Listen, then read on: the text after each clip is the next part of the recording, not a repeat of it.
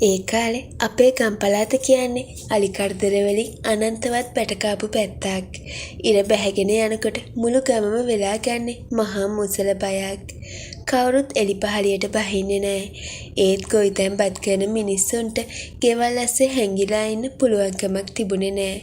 කුඹුරු යායවල් අලි අංචු පිටින් ඇවිත් විනාශ කරලා දානකොට පපුව පෑන වේදනාව දරා ගන්න බැරිම තැන ගමේ පිරිමි රෑ තිස්සේ පැය රකින්න යනවා. මගේ මහත්තයා නාලකත් ඒ වගේමයි. එයා ගොවිතැනට පණ ඇරලා හැමදාම රෑට කාලා බීලා එයා කුඹුරේ පැයට යනවා. ගොඩක් වෙලාවට එයාගේ තනියට මාත් යනවා. ගෙදර ඉඳන් බය වෙවි ඉන්නවට වඩා නාලකගේ ළඟ ඉන්න එක මට ආරක්ෂාවක් කියලා හිතුණා. එදා දවස හරිම වෙනස්. හවස් වෙනකොට නාලකට හොඳටම උණ ගැනිලා තිබුණේ. ඇඟ වෙවුලනවා. හරියට කතා කරගන්නවත් පණ නැහැ. සුදුමැණික අද මට පැයට යන්න බැරි වෙයි වගේ. නාලක වෙවුලන සරෙන් කිව්වා. එයා ඇඳේ ගුලි වෙලා හිටියේ. අනේ මේ ඔය උණත් එක්ක කොහේ යන්නද? අද රැයට ඔහොම ඉමු. එක දවසින් මහ ලොකු විනාශයක් වෙන එකක් නෑනේ. මම නාලකගේ නල්ලට අත තියලා බැලුවා. ගිනි කඹලක් වගේ රස්නෙයි. ඒත් කුඹුර කියන්නේ නාලකගේ පණ වගේ. එයාට නිින්ද යන්නේ නෑ කුඹුර ගැන හිත. එහෙම බෑමනික ඊයේ රෑත් අලි රංචුවක් වෙලාය පහළට බැහැලා තිබුණා.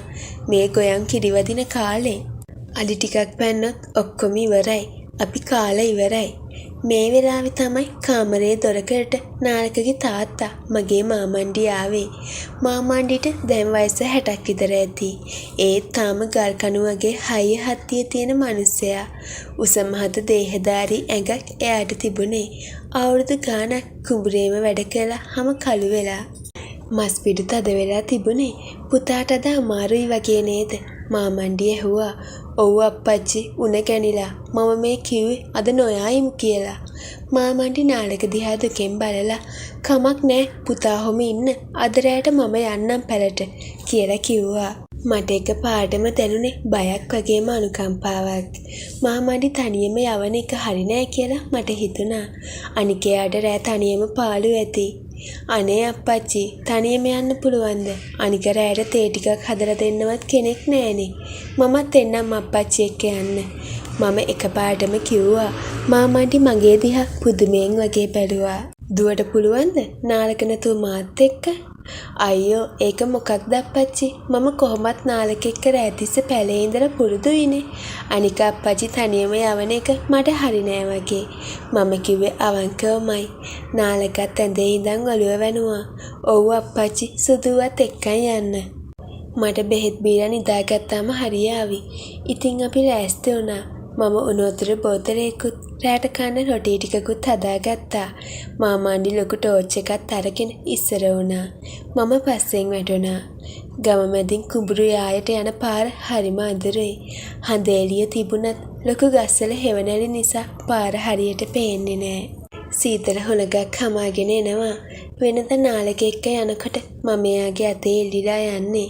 අද මාමණ්ඩි එක්ක යන නිසා මම පොඩ්ඩක් ඈතින් ගියේ. ඒත් අඳුර වැඩි වෙනකොට කැලෑවෙන් එන සතුන්ගේ සද්ද ඇහෙනකොට මට බය හිතුණා. දුව බය වෙන්න එපා මම ඉන්නවනේ. මාමණ්ඩි කැඹුරු කටහඬින් කිව්වා.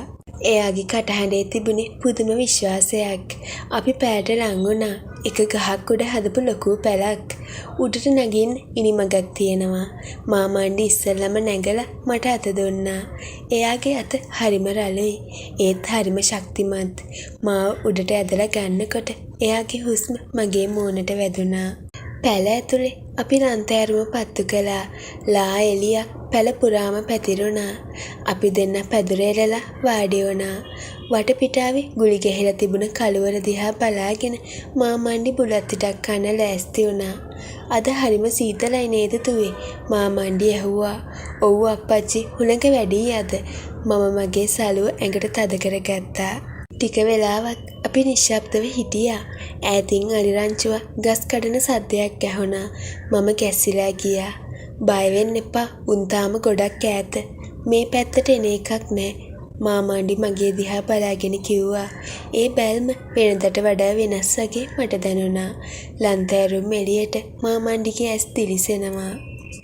අප්පච්චිට මහන්සි ඇති නේද? දවසම වැඩ කරලා මම ඇහුවේ නිහඬ බව බෙදින්න. මහන්සියක් නෑ දුවේ. තනිකම තමයි අමාරු.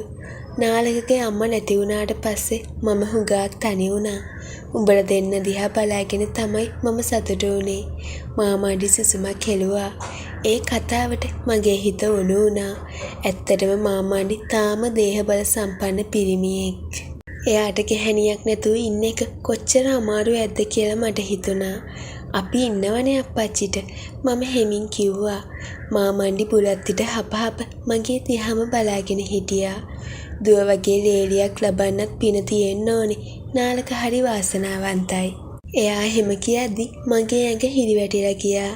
මාමණ්ඩිගේ ඇස් මගේ ඇඟ පුරාම දුවනවා කියලා මට තේරුණා. වෙනදාට නැති අමුතු හැඟීමක් මගේ හිතෙන් ඇති වෙන්න ගත්තා. නාලක අසනීපෙන් ඉන්න නිසා පහුගිය දවස් ටිකේම අපි අතරේ මොකුත් සිද්ධ වුණේ නෑ. මගේ ඇඟ ඇතුලේ යම්කිසි ගින්නක් තිබුණා. රෑ මැදියම වෙනකොට සීතල හොඳටම වැඩි වුණා. මම ගෙනාපු රොටි කාලා අපි තේ බිව්වා. මාමණ්ඩි තේක බොන ගම මගේ ළඟටම ඇවිත් වාඩි වුණා. කොච්චර ළඟද කියනවා නම් එයාගේ හුරහිස මගේ උරහිසේ කෑවෙන තරම්. දුවට සීතලද? එයා ඇහුවා. ටිකක් විතර අප්පච්චි.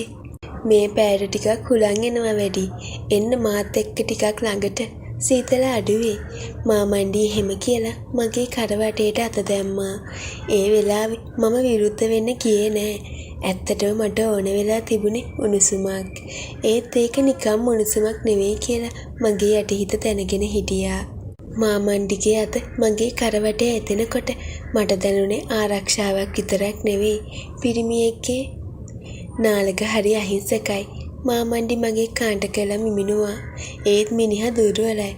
දුවට ඕන කරන ආරක්ෂාව සතුට එයාට දෙන්න පුළුවන්ද කියලා මට වෙලාවකට හිතෙනවා. මම මාමණ්ඩිගේ මූණ දිහා බැලුවා. අපි දෙන්නගේ මූණ ගොඩාක් ළඟයි තිබුණේ. ඇයි අප්පච්චි එහෙම කියන්නේ?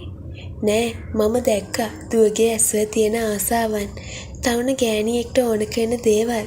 මාමණ්ඩි එහෙම කියලා මගේ අතක් තදින් අල්ලගත්තා. ඒ අත්වල තිබුණ රළු බව මට අමුතු සනීපයක් ගෙනාවා. මේ වෙලාවේ මගේ හිතේ තිබුණ ලැජ්ජාව, බය ඔක්කොම ටිකෙන් ටික නැති වෙලා ගියා. මේ පාළු කැලේ මැද ගහක් උඩ තියෙන පැලක අපි දෙන්න විතරයි. කවුරුත් දකින්නේ නැහැ. කවුරුත් අහන්නේ නැහැ. අප්පච්චි මගේ කටින් පිට වුණේ කෙඳිරියක් වගේ. මාමණ්ඩි තවත් මට ලං වුණා. එයා මගේ කොණ්ඩේ අතරින් ඇඟිලි අවල මගේ මූණේ යාගේ පැත්තට හරවගත්තා. සුදු මට ඉන්න බෑ. උඹව දැක්කම මගේ ලේ රත් වෙනවා. මම වයසක මිනිහෙක් වෙන්න ඇති.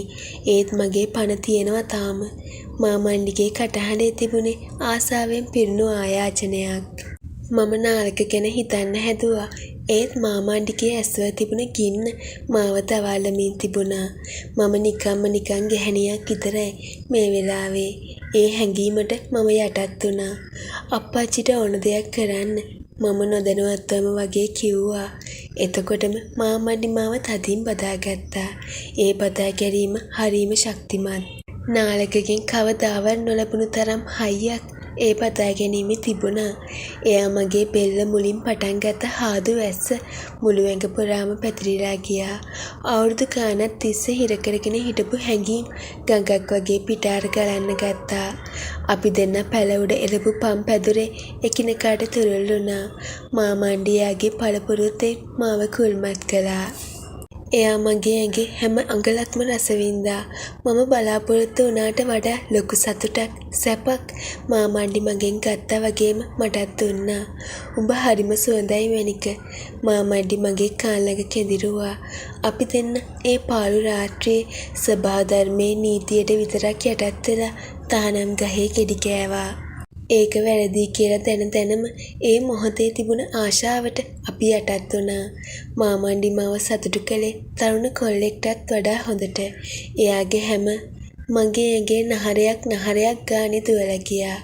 අවසානයේ අපි දෙන්න හති දාගෙන එකිනෙකාගේ තුරුලේම නින්දට වැටුණා. එළියේ රැහැයියන්ගේ සද්දය ඇරෙන්න වෙන කිසිම සද්දයක් තිබුණේ නැහැ.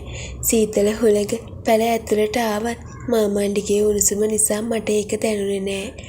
උදේ පාන්දරම කුරුල්ලන්ගේ සද්දෙට මට ඇහැරුණා. මාමණ්ඩි තාම නිදි. මම නැගිටලා මගේ ඇඳුම් හදාගත්තා. රෑ වෙච්ච දේ ගැන පොඩි ලැජ්ජාවක් හිතට ආවත් ඒ එක්කම අමුතු තෘප්තියකුත් තිබුණා. මාමණ්ඩි හැරිලා මගේ දිහා බැලුවේ හරිම ආදරෙන්. අපි අමුතුවේ එළිය වැටීගෙන එන්නේ. මාමණ්ඩි සාමාන්‍ය විදිහට කතා කළා. අපි පැලෙන් බැහැලා ආපහු ගෙදර එන්න පිටත් වුණා. එන පාර දිකටම අපි වැඩිය කතා කළේ නෑ. ඒත් අපි දෙන්න අතරේ ලොකු බැඳීමක් ඇති වෙලා තිබුණා. ළඟට එනකම්ම මාමණ්ඩි මගේ දිහා බල හිනා වුණා. ගෙදරට ගොඩ වෙනකොට නාලක සාලේ වාඩි වෙලා හිටියා. උණ ටිකක් බැහැලා වගේ පෙනුණා. ආවද? කොහොමද රෑ? අලි කරදරයක් තිබුණේ නෑනේ? නාලක ඇහුවා. මාමණ්ඩි මගේ දිහා බලලා පොඩි හිනාවක් දැම්මා. නෑ පුතා, කිසි කරදරයක් නෑ. අපි හොඳට පැල රැක්කා. අලි ආවේ නෑ. හැබැයි අපි දෙන්න හොඳට නිදි මරුවා. මාමණ්ඩි එහෙම කියද්දි මට බිම බැලුණා. ලොකු දෙයක් අප්පච්චි කියේ එක මට තාම ඇඟට පණ නෑ වගේ නාලක කිව්වා. මම කුස්සියට ගියේ නාලකට තේ එකක් හදන්න. ඒත් මගේ හිත තිබුණේ ඊයේ රෑ පැලේ සිද්ධ වුණ දේවල් ළඟ. මාමණ්ඩි දීපු ඒ පහස මගේ මතකයේ තදින්ම රැඳිලා තිබුණා. ඒක වැරදි වුණත් ඒ රෑ මගේ ජීවිතේ අමතක නොවනම රාත්‍රියක් වුණා. මම තේ එක හදාගෙන එනකොට මාමණ්ඩි සාලේ පුටුවේ වාඩි වෙලා බුලත් ටිකක් කන ගම මගේ දිහා බලාගෙන හිටියේ අර අමුතු බැල්මෙන්. මේ වගේ කතා කියවන්න කැමති අය අපිව සබ්ස්ක්‍රයිබ් කරගෙන යන්න. මේ කතාව ලස්සනයි නම් ලයික් එකක් කමෙන්ට් එකක් දාගෙන යන්න අමතක කරන්න එපා.